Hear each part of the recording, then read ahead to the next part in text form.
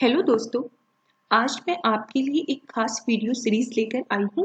जो विद्यार्थी हिंदी विषय के साथ UGC net, GRF, PSC, first grade teacher आदि एग्जाम की जो तैयारी कर रहे हैं, उनके लिए एक महत्वपूर्ण सीरीज है।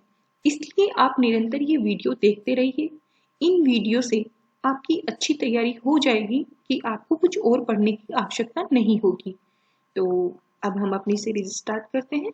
तो हमारा पहला क्वेश्चन इस प्रकार है, हिंदी को हम राष्ट्रभाषा मानते हैं, यह कथन किसका है? यह कथन किनका है? महात्मा गांधी का।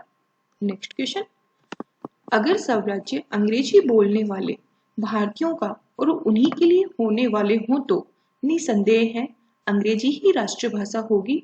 लेकिन अगर साम्राज्य करोड़ों भूखे मरने वाले निरक्षरों, दलितों और उन सब के लिए होने वाले हो तो हिंदी ही एकमात्र राष्ट्रभाषा हो सकती है। यह कथन किसका है? तो इनका आंसर भी होगा महात्मा गांधी। मेरी आंखें उस दिन को देखने को तरस रही हैं जब कश्मीर से कन्याकुमारी तक सब भारतीय एक भाषा हिंदी समझने और बोलने लग जाएंगे। यह कथन किसका है? तो यह कथन है महर्षि दयानंद सरस्वती का। अगला क्वेश्चन है हमारा, हिंदी अखिल भारत की जातीय भाषा या राष्ट्रभाषा बनने योग्य है। यह कथन किसका है?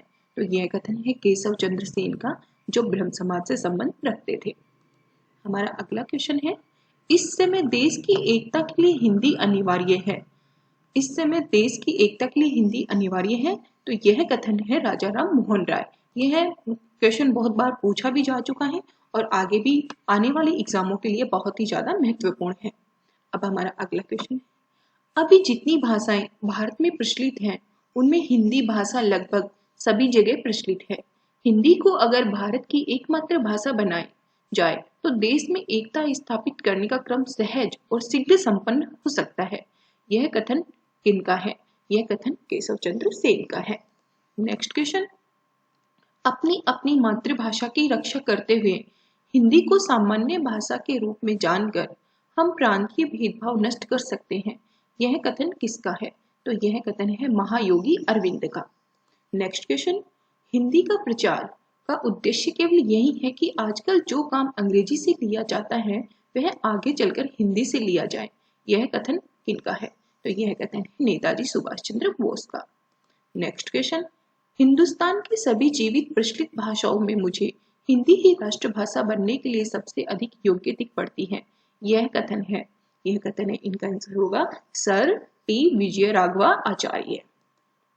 अगला क्वेश्चन है हमारा, प्रांतीय ईर्ष्या द्वेष को दूर करने में जितनी सहायता इस हिंदी प्रचार से मिलेगी उतनी दूसरी किसी चीज से नहीं मिल सकती। तो यह कथन किनका है? यह कथन है नेताजी सुभाष चंद्र बोस का।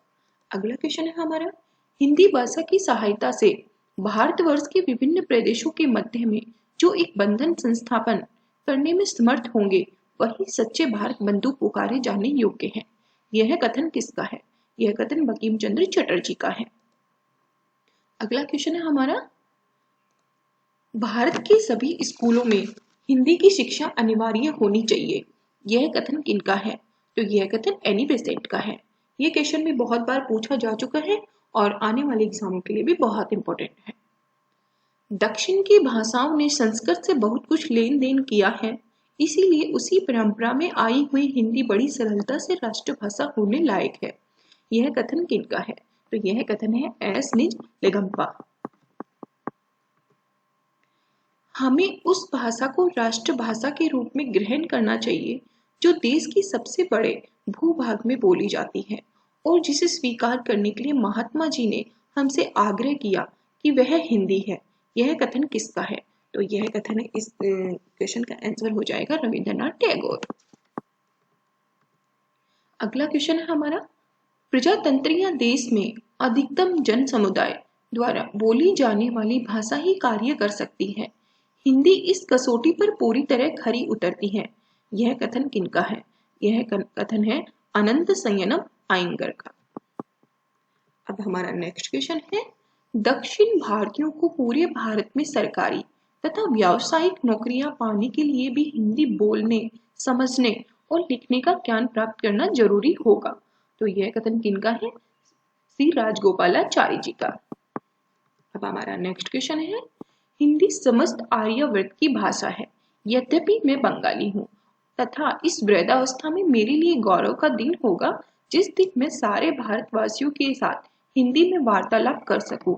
यह कथन किनका है? तो यह कथन किनका है? न्यायमूर्ति शारदा चरण मित्र का। इनके नाम से ही झलक रहा है कि ये बंगाली हैं, तो हम इस क्वेश्चन का आंसर आसानी से दे सकते हैं। अब हमारा अगला क्वेश्चन है, हिंदी न केवल देश के करोड़ों लोगों की सांस्कृतिक और संपर्क भाषा है, वरन बोलने और समझने वालों की संख्या की दृष्टि से दुनिया की तीसरी भाषा है। यह कथन किनका है? तो यह कथन है फादर कामिल। अब हमारा अगला क्वेश्चन है, राष्ट्र के संगठन के लिए आज ऐसी भाषा की आवश्यकता है जिसे सर्वत्र समझा जा सके। यह कथन किसका है? तो यह कथन है बाल गंगाधर तिलक का। अब हमारा अगला क्वेश्चन है, यदि दक्षिण भारतीय क्रियात्मक रूप से पूरे देश के साथ एक सूत्र में बंध कर रहना चाहते हैं और अखिल भारतीय मामलों से और तत्संबंधी निर्णयों के प्रभाव से अपने को दूर नहीं रखना चाहते हैं, तो उन्हें हिंदी पढ़ना जरूरी है। यह कथन किनका है? तो यह कथन किनका है? श्री सी राजगोपालाचारी जी का। धन्यवाद।